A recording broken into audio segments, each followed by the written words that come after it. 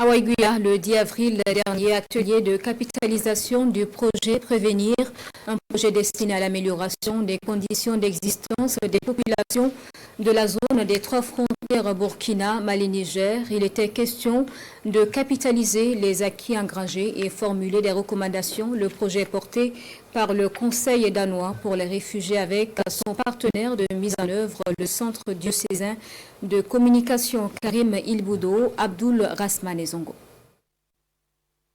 Amélioration des conditions de vie des populations de la zone des 3 frontières Burkina Faso, Mali, Niger, c'était l'objectif du projet Prévenir dans sa composante 4.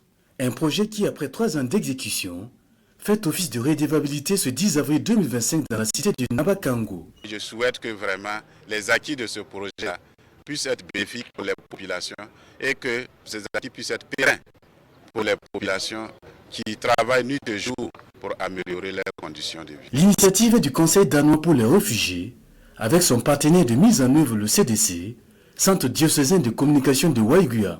Notre rôle était effectivement d'organiser les OSC pour qu'ils puissent à leur tour descendre à la base et faire remonter les souhaits et les aspirations des populations au niveau de l'autorité et au niveau aussi de ceux qui peuvent impacter la société, qui ont le pouvoir de décision et de travail.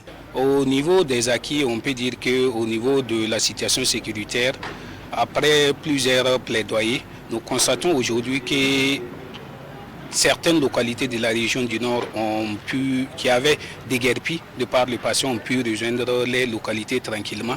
Il y a au niveau également de l'accès aux services sociaux de base. Nous constatons également que chaque jour que Dieu fait, des efforts sont faits pour permettre aux populations d'avoir de l'eau, d'avoir accès à l'école, aux soins de santé. Les participants vont passer en revue les résultats atteints et formuler des recommandations pour le suivi des 10 acquis. Toutes choses qui contribuent au renforcement de la résilience des populations bénéficiaires, mais également de la cohésion sociale.